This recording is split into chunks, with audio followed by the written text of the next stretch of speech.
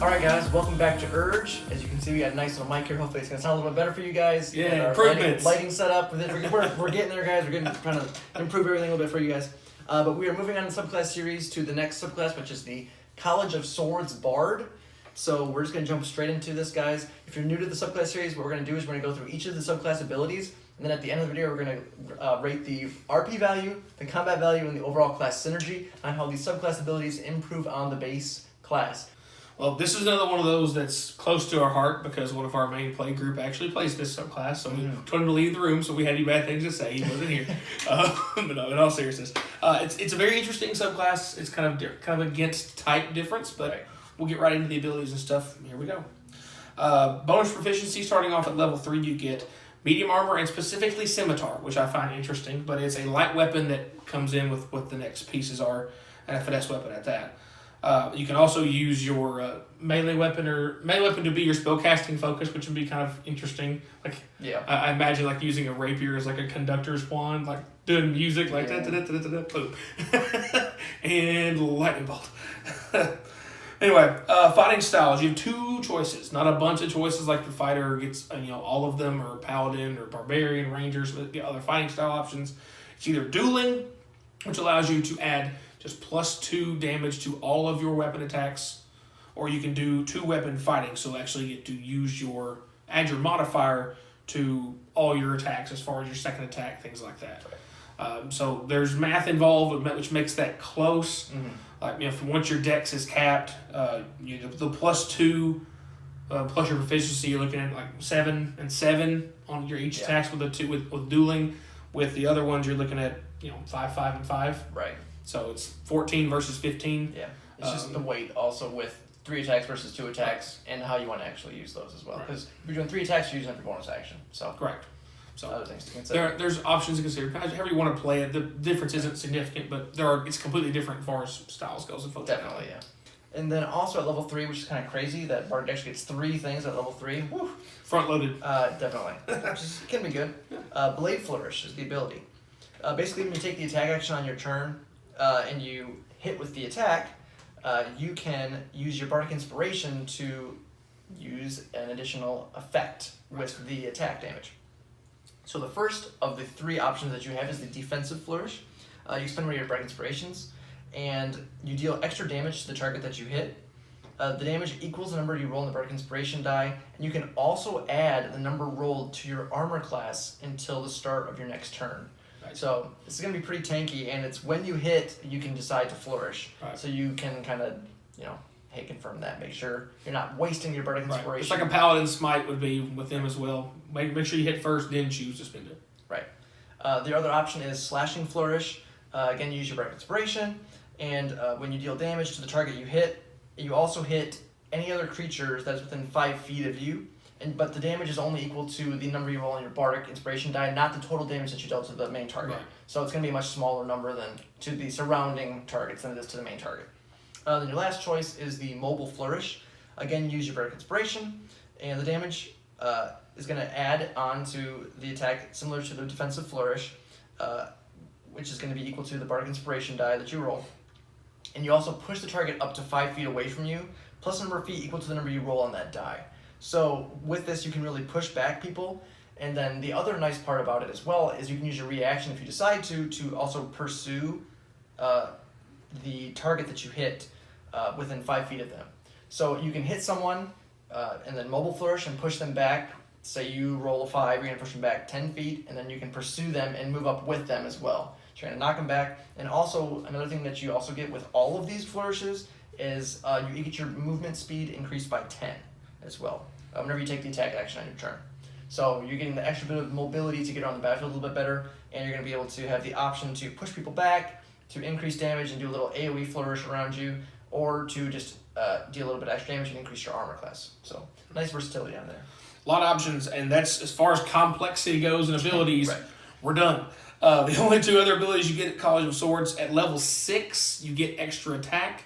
Normally, for most of the martial class, it's level 5, so you get a level later, but you still have access to extra attack. Yes. So essentially, it's 2 attacks as part of your action. A lot of people that first start playing, including us when we first started playing, it was like 2 different actions that you attack. Wrong. It's not that way. It's 2 attacks within the same action. So you have abilities that trigger on, an action. It's only 1 action that takes place. So your flourish, for example. Right. Your flourish can only be done once per turn. And of course, your last ability is Master Flourish, and really at level 14, which really makes this class, the subclass, very interesting in the fact that if you want to, whenever you choose to use a Blade Flourish, instead of expending a Bardic Inspiration dice, you can actually now just use a flat D6. So essentially what it lets you can Blade Flourish every single time you hit with an attack with no penalty. Now the question is, do you want to just take a little D6 just to get something? Or if you want to take a big swing on something, once you get to the high levels of... increase your armor. You increase your armor, like you want that D10 or that D12 you eventually get to a Bardic Inspiration die. You can still choose to use it and get the bigger die, but nothing else. If you don't want to, take the big roll, you can just take a little D6 every single turn. Right. Simple enough. So with that, that's actually all the abilities, guys. We're going to move straight into the rating section of the video. First up is the roleplay value. And as you notice, going through these abilities, there really are not any RP central abilities. Nope. All of the abilities are very strictly related to combat, as in your fighting styles, definitely combat. Your proficiencies, the only thing is maybe your spellcasting focus as your weapon, but I mean, that's not really a big a deal anyway, let's be honest. And then Blade Flourish, you have to attack with the attack action to activate it. That's the whole ability. Extra attack, you're attacking, and Master Flourish connects with the other abilities. Right. So there are 0 RP based abilities. 9. So we had to give it a 1 out of 5 for that. Yep. But again, if you're new to the way we rate things, we're not talking about the actual RP of the class and the subclass. We're talking about how the RP is affected by the abilities of the subclass. Right. We're assuming already that you're going to be, role playing your background and lore and story and how you, do your flourishes or whatever. That's up to you. But we're not counting that in our scoring of it. Right. And also, you're a bard, so you have a 6 floor, out of 5 stars. Right. Your floor is already way higher than normal classes when it comes to... like I said, one of our guys plays this, and he already is 6 out of 5 in the RP stats just for being a bard and being a charismatic person in general. Because the base bard, if we're doing class for subclass, the base class has great RP. Yeah, 4 bare minimum on base class, probably 4.5 for the base class kind of things. On with combat side of things, a lot of versatility and options and things, so we went with an overall score of 4. Yes. Probably the only reason why it's not higher is the fact that you're a full caster, and this really goes to focusing more of like melee, being in the fray and things. That does give you access to medium armor, so it does help you get the extra survivability of defensive flourish, which we both agree is by far the best option of the 3. Just being able to, because if you can add even on a D10 an average of 5 or 6 to your armor class, by the time you're level 10, 11, 12, your AC is going to be 17, maybe 18. So you're looking at a armor class of 23, 24. Yeah, that's a pretty big deal. That's super fast. Right. It just is. But you're still a full caster, so there's nothing here that helps what the bard's really good at, of casting spells and other things like that. Right. And that does give you other options for your Bardic Inspiration, which are good options at that. Yeah. And later on with Master Flourish, you get the option just to use the D6. So you're not having to worry about, okay, do I really want to use a Bardic Inspiration die here for this ability? Definitely. Instead, you can just pop the ability every single turn, which is really cool because not a lot of subclasses get the opportunity to use like a weaker version of their ability every single turn. It's a short rest or number of uses equal to your modifier or that kind of stuff. So that is really, really cool. Ended up with an overall score of 4. Yep. And lastly, we have the overall class synergy. This is going to be how the subclass synergizes with the base class and even within itself. There is some interesting things with Bard, but again, Bard is primarily focused on the base class as a caster, full caster. So a lot of the abilities are around like magical secrets, or it's a lot of RP. It's a mixture between RP and full caster, pretty much, with the base class stuff, with your jack of all trades and things like that. Right. So again, with College of Swords, it kind of goes against type a little bit, so it's almost counterintuitive in some ways. Though there is some potential with if you take your spell casting, you want to do your extra attacks and everything. You could do your magical secrets in line with spells that improve your physical combat. Right. So you could do things like haste. That's or the even winner. like Booming Blade or things like that, because you can take cantrips and things as your medical secrets if you really wanted to. I mean, if you're going to be mostly in combat. Elemental weapon would be a good option. There's some things you can do that can maybe kind of synergize, but again, it's kind of against type.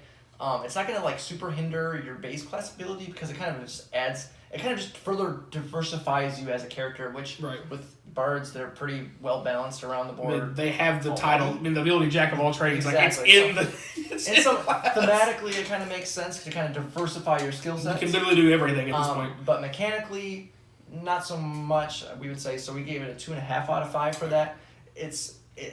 It's not really hindering some class, but it's not really furthering it either. Right. It doesn't really do much to help what the class is really built around as far as the base class is to start And with. typically, when we get to that conclusion, it doesn't really help or hinder. We usually give it a 3, but it does kind of go against type a little bit. So we kind of had to knock it a little bit down. That's why we ended up with the 2.5 on there for that. Right. But just because of our scores doesn't being kind of lower on some people's Right. radar there doesn't necessarily mean this subclass is bad by any means, because Nope. so the things that it does good, it does really well. Yes. It just is kind of, again, against type a little bit for the bard, being more of a Sure. full-caster, switching over to being a physical attacker. So that's kind of why the scores end up how they are. But play what you guys want to play, enjoy the game, play it, have fun. That's a big thing about D&D. Absolutely. But I think that's going to probably wrap it up for this one, guys.